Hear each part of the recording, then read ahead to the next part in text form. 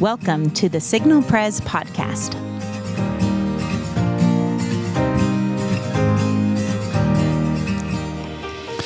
Welcome to the Signal Pres podcast, the place for you to learn, to grow, and to get connected to the body of Christ here at Signal Pres. I am Joey Sherrod. I'm one of your hosts. And I am Abby Hutto. I am also one of your hosts. And we are deep within Signal Pres in the Situation Room. We have gathered together the...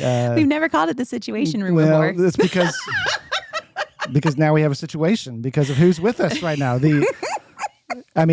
If Signal Pres were to collapse on itself, like we need a designated survivor right now, because with us is the brain trust of Signal Pres. We have with us not only Scott Bowen, senior pastor of Signal Pres, but also Bob Marshall, executive director. Marshall! All Cue right. the applause. That's right. Oh, I don't have the button handy, but listeners, use your imagination. Good to have you guys with us. Thanks. Fun to be back. Yeah, it's good to be here. I'm glad to have you with us. Glad to have you with us. We're going to have Bob on multiple times in the future. But He promised. Yes, I did.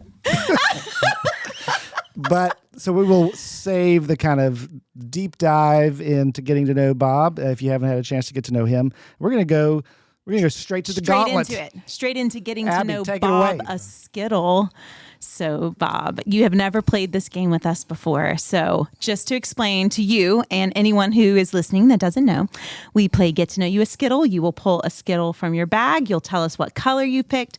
You will read a corresponding question that matches up to that color, and then you'll answer it for us. Okay, that sounds good. All right. Well, I have pulled an orange Skittle. Go Vols. Go Vols. Which is kind of ironic because I'm not a really big fan of sour candies. As Joanna and Jackie would tell you, I'm a chocolate fan. That's what you raid when you come to They them. have needed to replenish the candy jar more often than in the past since I have joined staff. But I've drawn an orange Skittle. And the question that I'm selecting, do you have a favorite quote from a movie, book, or notable person? So I'm going to choose a quote from a notable person, Winston Churchill. One of my favorite quotes he has, it goes something along the lines of, had I stopped to throw rocks at every barking dog, I would not have got to my destination. I like that one because it talks about like all the distractions you can have trying to get somewhere. But that's actually not my favorite Winston Churchill. Hold on. What's your favorite one, Bob? Apparently there was a woman in Parliament that he did not get along with. And she did not get along with him either. And at one point she said, Mr. Churchill, if you were my husband, I would poison your coffee. And he did not miss a beat and said, if you were my wife, I would drink it. Bob, that's a fantastic. salty. I feel like there are like a series of quotes with this particular person. Churchill. I know of another one, but we'll talk about that one off air. Maybe. Is this the point at which you dismiss me? Or? No. You have to try harder. No. Someone once said that every baby when they're young looks like Winston Churchill. And once you see it, you can't unsee it. Can't. Yeah. And they should tell you that before you birth this actual baby. Because you're like, what have I done? But, thank you, Bob, for letting us get to know you a great. Skittle. That was a 2-for-1. We got two quotes. I'm going to have to think about the barking dog ones a little more. Yeah, okay. Let's talk about it later. And Scott. We also are going to make Scott play every single time he's on. Great. No, that's good. So, Scott, what color did you choose? I randomly drew a yellow Skittle. And By randomly, did you pick through the back till you found it? Maybe. So have you made any recent changes to your home? Are you planning to make any changes? This spring, maybe not only this spring, but it's hard for me not to get into a yard kick come spring. And like, so I'm finally gonna make my yard not look awful. And so I've been doing that lately, and I've put in some new beds and some pine straw down and like real simple stuff, but like I'm super proud of the minor progress that I've made in my yard. Have you ever thought about renting goats? I know some people who have some goats, but yeah. I have a great business idea to float later, but I'm going to go ahead and tell you now. Okay, so every time, I'm married to a weed scientist. So yes. every time we go by a retention pond and it has a lot of algae or stuff that grows up that's not supposed to be in there, I pitch my idea of goats on a boat. So I imagine that we could put them in life jackets and float them around said pond till they eat everything up and then just move them to the next pond. And I feel like this could work. And you've told this to Ken multiple times. Many. I mean, at this point feel like I should drink the coffee. It does. I think he doesn't want to hear me. It's catchy. It's catchy. I know. I get Goats a really on a cute boat. goats on a boat. You know what this needs? Goats on a boat. I can't tell you how many times I've said that, but it's still in fruition. So The first Well, time I ever brought my grandfather to Signal Mountain was the first time I was here. I remember driving up the mountain. At that time, it was just maybe still covered in kudzu. And my grandfather said, they need some goats. yes, I wish your grandfather know. had backed my business plan. All right, I want you to transition. Well, but us no, from that. I do have what's coming out of these beds? Oh, yeah. What do you got growing? In the beds, like a bunch of shrubs, bushes. The people at Signal Mountain Nursery are a big fan of me right now. But ask me later because it'll probably die and I'll explain something else. Do you ever do veggies or anything like that? We have a little bed that we built a few years ago just for herbs and Yeah. stuff. So yeah. Yeah. The deer situation on Signal Pres is not sort of friendly for many shrubbery, much shrubbery these days. They just eat things. They eat flowers. They eat all these things. There's a lot Sounds of like goats on a boat. It's the answer to everything. All right, our listeners have tuned out at this point, but we're going to continue on. So we're going to talk to Bob. Bob's here with us to talk about sort of updates here at Signal Pres. So this is an episode that's really meant to sort of catch you up, listeners, with various things that are going on at Signal Pres. It is a time at Signal Pres where we're transitioning from our spring kind of ministry season, and as things move towards the summer, we still have a lot going on. Our rhythms change. We have also things that have been going on for quite some time, search processes and things like that, our sermon series in Exodus. We're going to talk about a little bit of all of that. But as we do that, it made so much sense to have Bob here to talk about that as in his role as an executive director. But for some of you, you know Bob. He's been around Signal Pres for a minute. And you've known perhaps that we've had an executive director. That's been a position that's been around Signal Pres for probably about 4 years.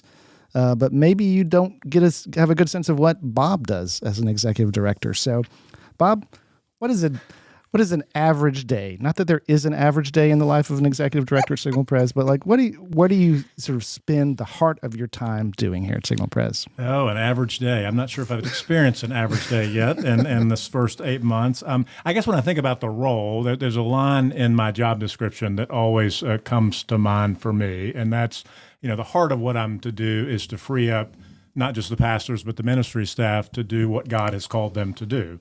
So, think about Acts 6:4, 2 Corinthians, where it talks about you all being ambassadors of Christ. Mm-hmm. Our role, my role, and my team's role is to free you all up to do that. So whatever that may look like, lots of different things over the course of the day. And I think about if we're doing our job well, you almost don't even know that it's happening. It really is intended to be behind the scenes, kind of think of it as the ministry back office. But that's how I think about it. And it's not just me, it's a team of people. Sure. So a big part of what I see my role is like, how do I coordinate, bring collaboration, ensure that the entire team is working well together. So that would be a big part of what I think about day to day. But then, if you wanted me to get into the nitty gritty, I mean, it certainly involves the finances of the church, the stewardship side of things.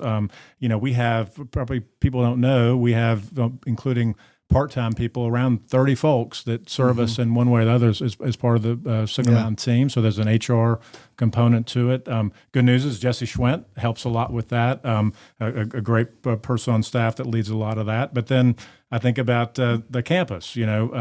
We have over 100,000 square feet under roof here. And so how we go about caring and stewarding that. And, of course, John Ridge, who's been with us for a long time, leads that effort.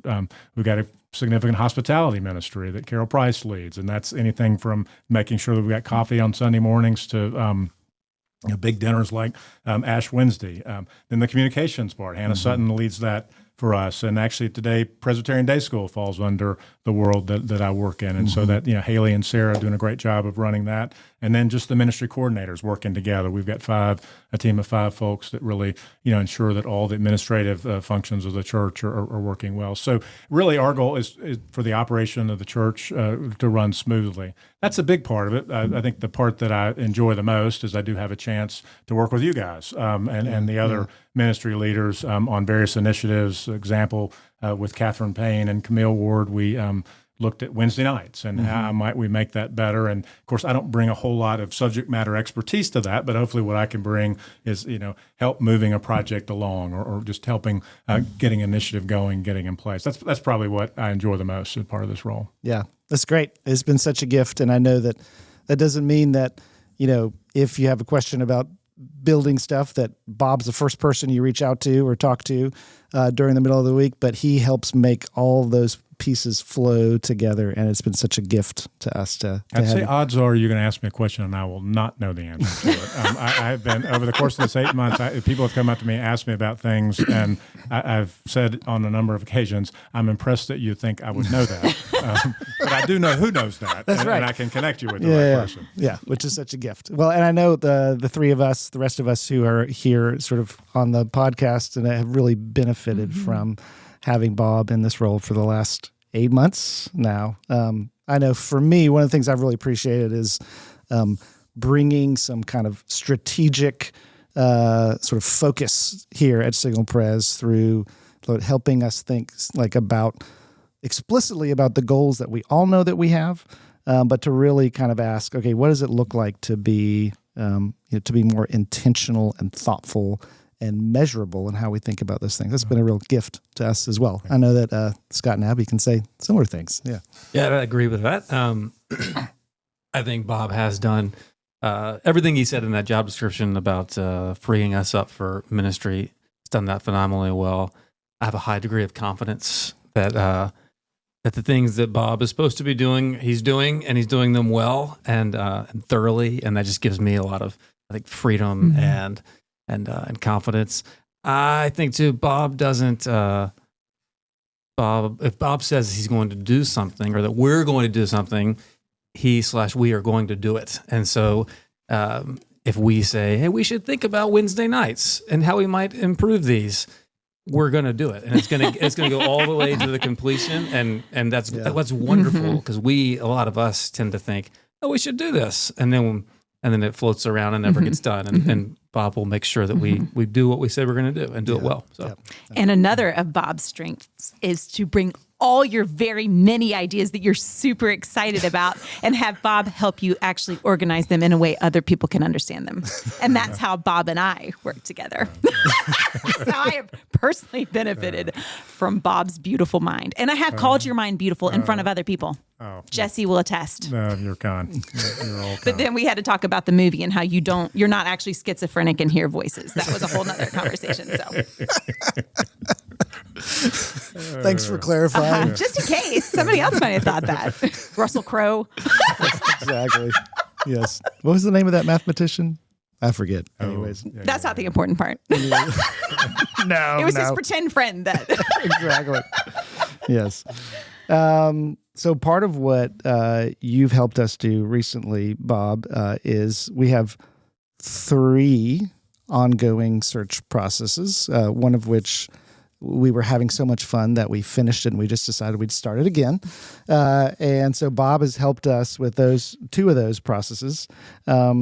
And so one of the things we want to talk about here is just kind of what that has been like. Now, of course, search processes are confidential for reasons of those people who are coming to us. And so there's a lot of things that we can't talk about, but we do just want to maybe pull back the curtain a little bit and talk about the 3 search processes that are going on and what they're like. So, Bob, maybe talk about the 2 that you have been a part of, Associate Pastor for Family. So that one that's sort of, I guess, got going in early November, I think.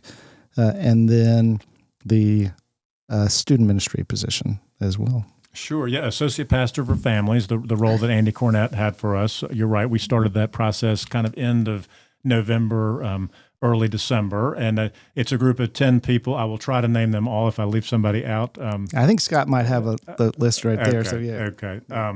Bob Berry is chairing that. Of course, Scott serves on the committee, as I do as well. Amanda Hazlett, Amy Boren, Sally or Sarah Bowles, as I know her, Jolie DeLauder, Riley Young, Chris Perrin, and Jason Susong. What a squad. Yeah, what a squad. And I think that's one of the values to me of these search committees. They can feel like 10 people is a lot to have in a group, but it's by design. We as we set out to put the committee together, we want to make sure that every area, every constituent that would be affected by this role, that they'd have some sort of representation on the committee. And that's been fun for me because some of these people, like Bob Berry, I think we've both been members of the church for around 30 years, so know him well. But there are other folks that I'm getting to know as part of this process. That's been just a side benefit, a gift to me, but also carrying the various perspectives on that. So that's been good. And it also is a great opportunity. I think one of the things we'd always, Andy Cornett had just an outstanding ministry here. We will not clone Andy and bring another Andy to the church. So thinking about today in the season of ministry we have, in the needs that we have, not just at the church, but in our community, who do we think God is calling in today for the purpose of this position? So we spent a lot of time up front, even talking in my group before we even evaluated a single candidate. What are the characteristics and attributes that we look for in that? So I can talk more about that, but that's kind of Go ahead and talk about the other one as well, and then I'll talk about. Then we can kind of maybe step back a little bit and think about search processes in general. Yeah, the other search committee was for the high school director. And replacing Paul Bird. And the good news is it's been announced. Lydia Steimer is joining her. I actually talked to her today. She couldn't be more excited about coming on board with us. But that committee has been chaired by Tom Hazlett. Scott serves on it as well. Me, Camille, Carl Post, and John Wilson. And same process. What do we need for this time for Signal Pres in the student ministry area? And again, great news. Lydia's joined us, but we actually, as we've really better understood the needs of student ministry, have actually opened up a second position in high school. We're basically dividing it up between male and female, and our own John Livingston is going to step into that role. Yay!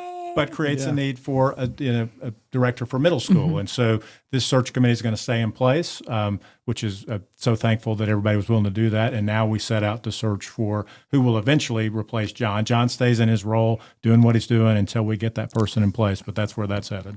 Great. Yeah. And the third search is the men's discipleship director. And that search started in August. And so on that with me, Justin Carpenter, T.W. Francescan, David Barker, David Hughes, Carter Newbold, Bruce Sizer, and Tom Blockley. And being on a search committee is no small responsibility here at Signal Pres. So, Scott, maybe talk a little bit about what's it like? Like what's from beginning to finish line? What's kind of pull back the curtain for us a little bit and talk about what life on a search committee is like and what the process is like. Right. It's not a small task. There's a lot of meeting that goes on a search committee, from the front end where it's meeting to talk about the role, to get aligned on expectations. Who are we looking for? Like what type of person we're looking for? How are we going to do this? What's the process going to be? On every search committee I've been on, there have been multiple people who've never been on one before. So just sort of building the team, and that takes time and time together. So a lot of meetings there. Eventually, it phases into once that initial process is done, people start applying for the role. We hope, and that involves then a lot of reading resumes or expanded resumes in a pastoral search. Initial interviews, those take time, right? But they're a joy, right? It's fun to hear what the Lord is doing and how the Lord has gifted different people, and it's very encouraging, I think, even if the person you're talking to doesn't wind up being the person that we bring into the role, just to see the way that the Lord is providing for his church and various people and capacities. So it's very encouraging. And then from there, it ultimately goes back to more meetings, but these meetings you're processing through. Like, what did you hear? What did you think? You're sharing opinions and weighing those against what you said at the beginning, what we wanted in the role. So there's a whole lot of meeting, but I think most of it's pretty interesting. And I think one of the joys of it is I've seen it with the pastor committee for sure. Over the course of all that meeting, there is relationship and community that is formed over time. You go from a group of basically strangers to like people who really trust one another. They're willing to share what they think. They're not afraid that if they're going to get shot down if it's different than somebody else. And to watch the Lord develop that is a huge gift of these things that is always worth the time and energy that is involved in it. Yeah, that's great.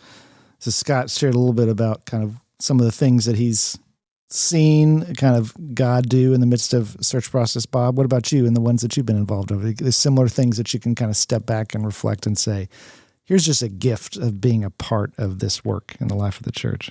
Yeah, I'd say along the same lines. I mean, watching, again, as Scott said, people that didn't know each other that well really build a strong relationship. I think we've seen it on a couple of committees where even when people disagree with one another, and being able to do that well. And I think that's sometimes we struggle to do that sometimes everywhere, but maybe in particular in the church. And so it's fun to see that. It's also cool to see people's passions come out. Again, I think about the associate pastor job. It's a broad role, right? And just, people that are just have a heart for student ministry and just want to make sure there's certain aspects of that a candidate will attend to or be gifted toward, but then somebody else might talk about our special needs ministry, or somebody else might talk about kids. And so it just learning the hearts of people, I think, has been a lot of fun for me. Yeah, that's great. Yeah, similarly, I would say from being a part of the men's discipleship search committee, all 7 of those guys care so much about men in the life of our church, and you can see that come out in the questions that they ask and in the energy that they provide. I mean, yeah, these are guys who they have other things that they could do with their time, but they care enough to show up to interview candidates, to be on Zoom calls. It's a gift. It's a real gift. And as someone who's not on a search committee and has never been on a search committee, I do actually want to say that you might be listening to this and thinking, oh, that sounds really nice for them. I wish I experienced something like that. But I just want to reiterate that unity is a gift from the Holy Spirit. And the Holy Spirit does not want us to all be the same, but he does want us to all be unified. And so when we have these pockets of unity, that health spreads throughout the entire church. So it's a benefit to all of us that some of us serve on these committees. We all benefit from the unity that comes from that. That's great. Yeah. So you will know more information about these search processes when we can tell you.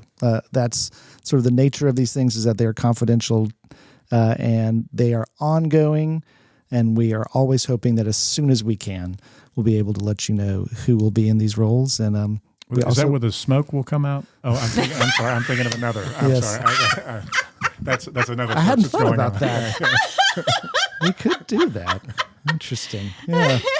We're always looking to improve around here. So, systems keep getting better. And now that you've said it, Bob will make it happen. That's right. Install a chimney. Do we have a chimney? White smoke, black smoke. We can make it happen. Mm-hmm. No segue possible from that, but let's talk about Exodus. Let's talk about Exodus. So the last time you were here, Scott, we were talking about Exodus, and you were about to embark on that series. And one of the questions we asked you was like, what are you most excited about? And I loved your answer because you were like, I don't know, because I actually have to get there because God surprises me all the time. So we're going to revisit that question because inquiring minds still want to know from everything that we've been through so far in Exodus, which is just, we'll talk about this more, all of us together, but I have never seen as much beauty in the book of Exodus as I have over these last several weeks. So it's just been a gift. So we would love to hear, what have you enjoyed most so far? Mm-hmm. Yeah, it has been very enjoyable on a personal level for me.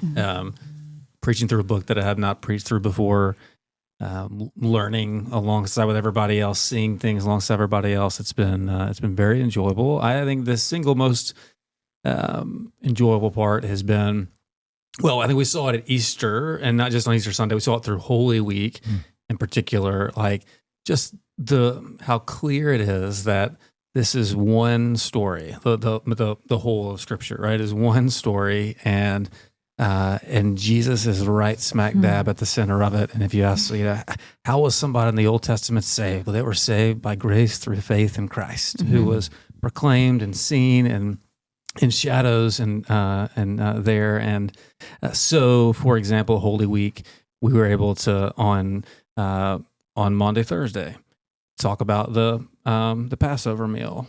On Good Friday, talk about Israel, who said there on the edge of the Red Sea, "Why'd you bring us out here to our graves?" They were pinned in and hopeless, on the edge, though, of this amazing work that God was about to do for them. And then on Easter Sunday, to talk about the Exodus and crossing through the sea, and point to the New Testament where Jesus points to that and says, "That's what I'm about to do." And so just to see all of that, and hopefully to help others see it, I just think it builds confidence in who the Lord is and what He's been doing in His wisdom and sovereignty, and in the beauty and necessity of Jesus. And it's just been a great joy to walk through that. Yeah, absolutely. And I think across the board, we've heard so many people say, "I've never seen this before in the book of Exodus." Like, this is incredible. So I'd love to hear from y'all. Joey, Bob, what are some of the takeaways you've had from this book so far?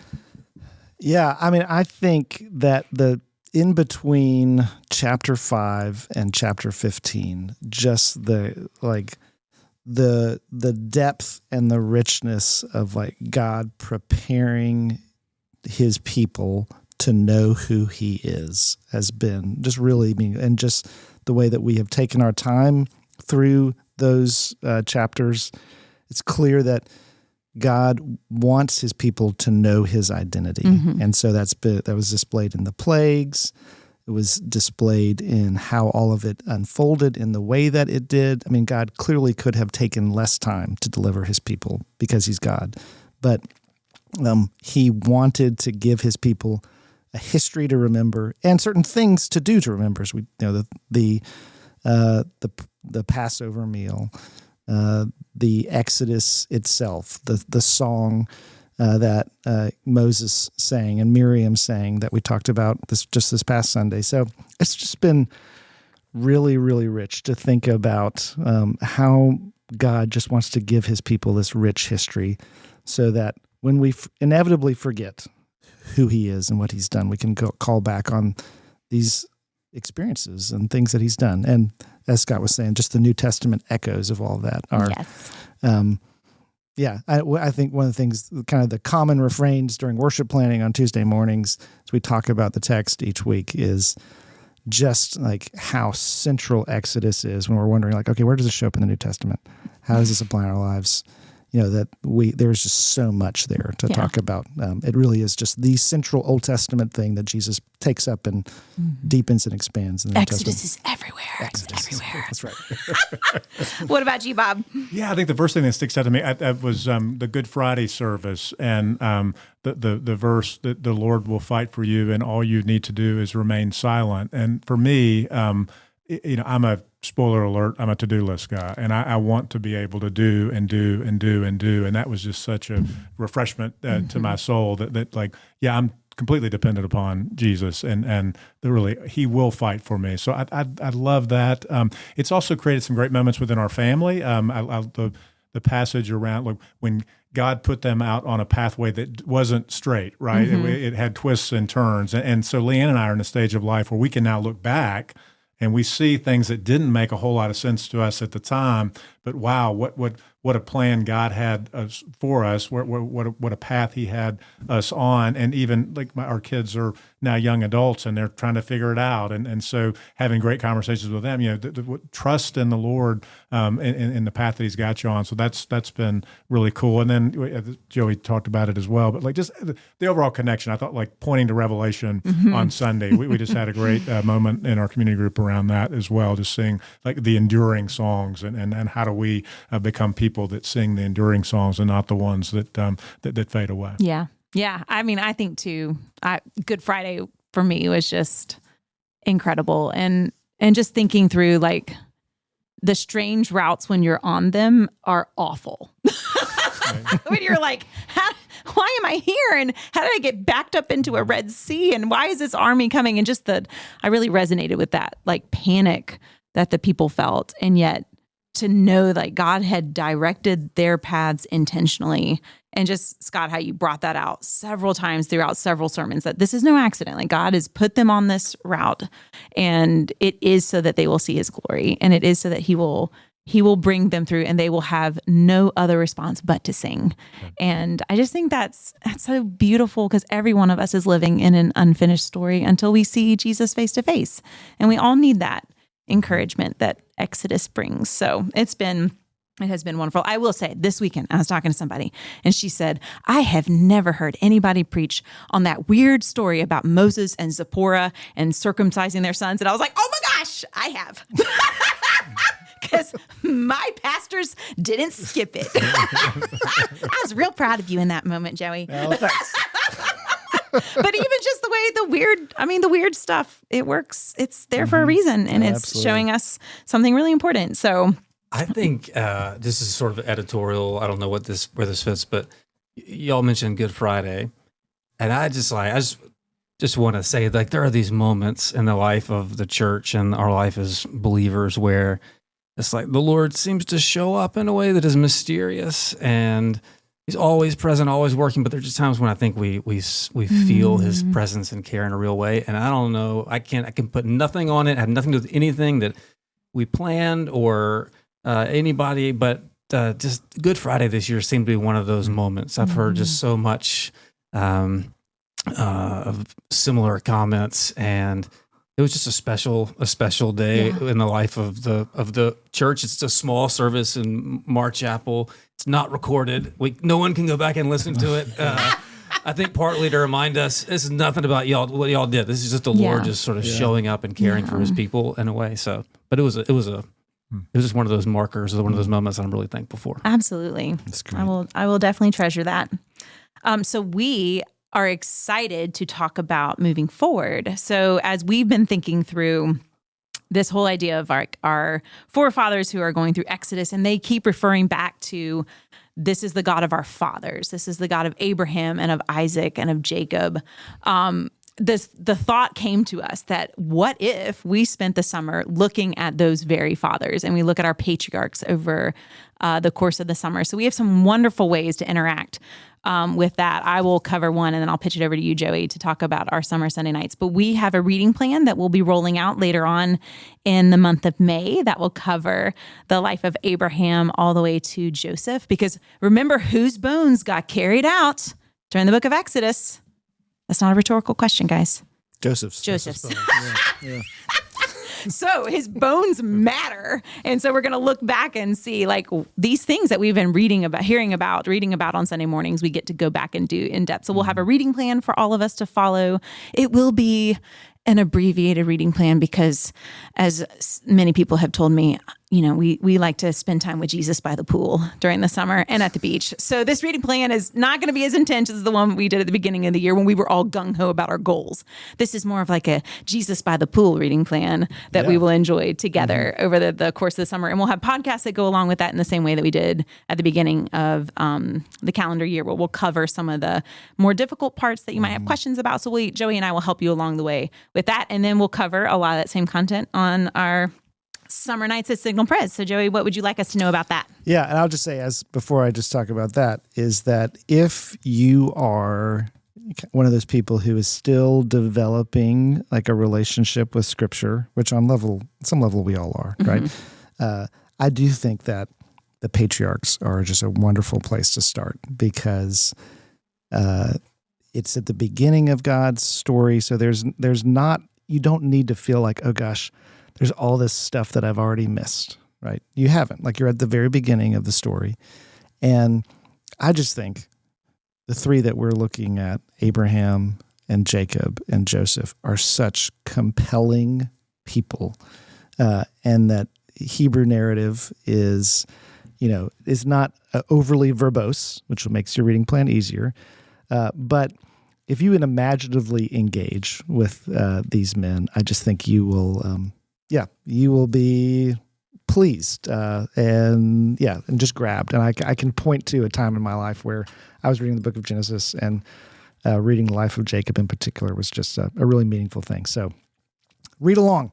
But that'll pair with our something we're doing 4 times. We're going to gather together over the course of the summer nights at Signal Pres.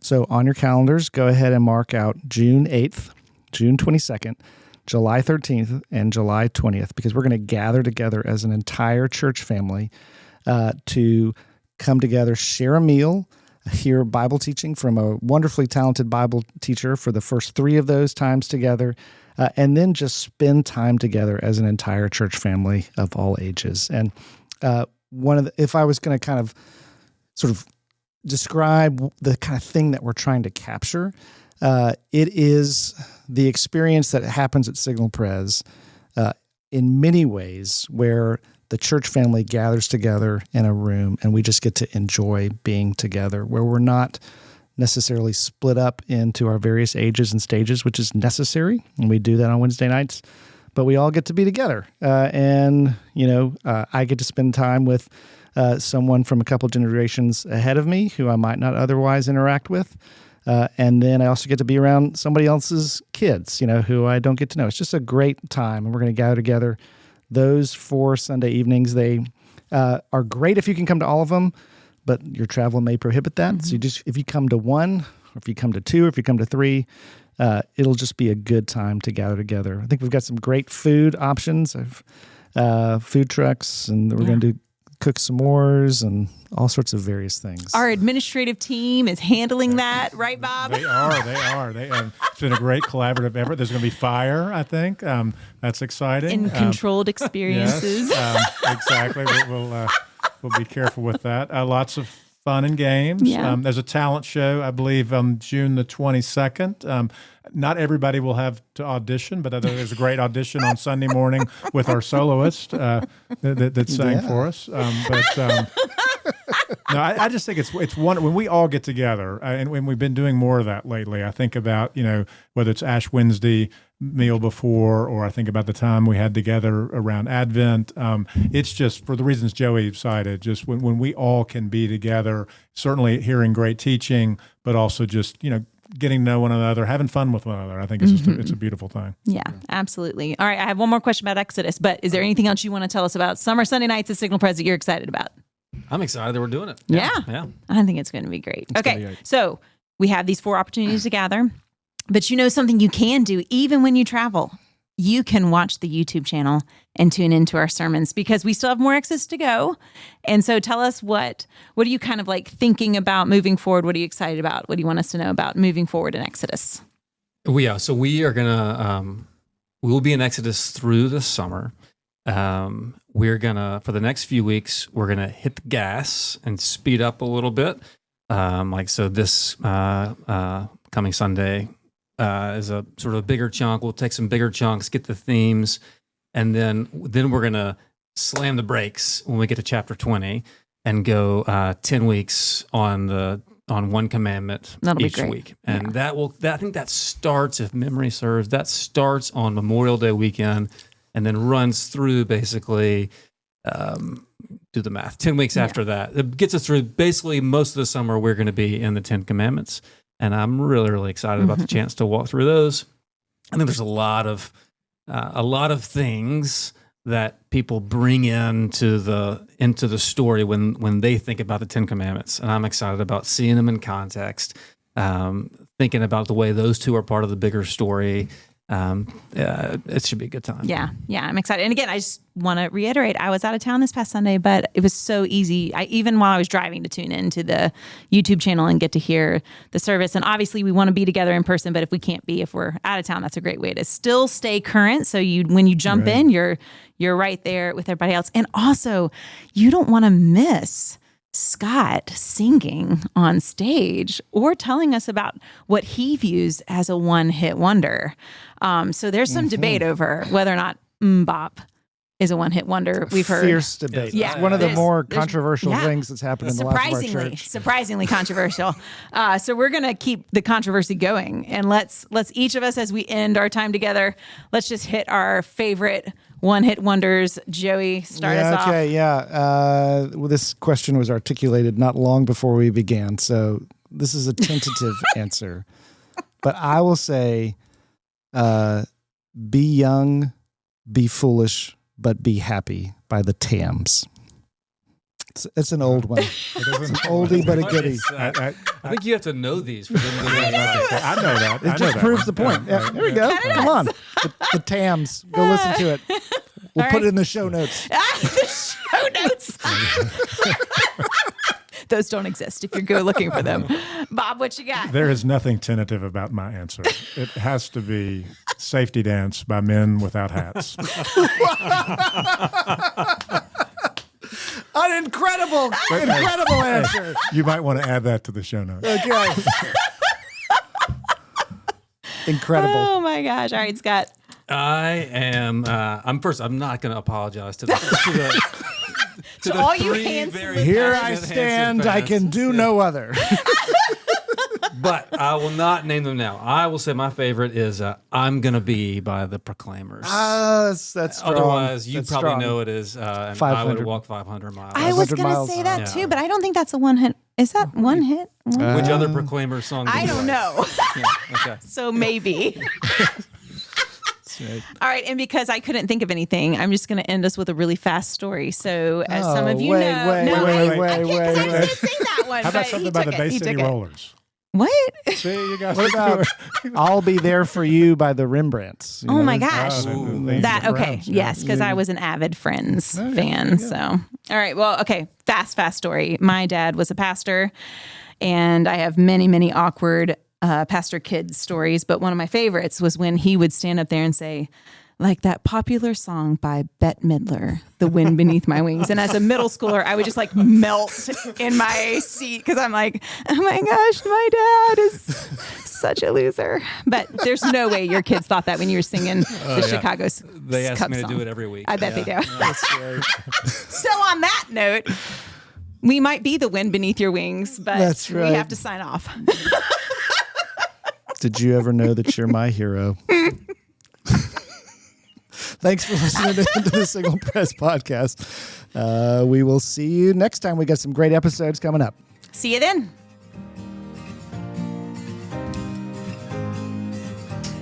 Thanks for listening to the Signal Press podcast. I want to thank our extensive production team, beginning with Matt Broom, sound man extraordinaire.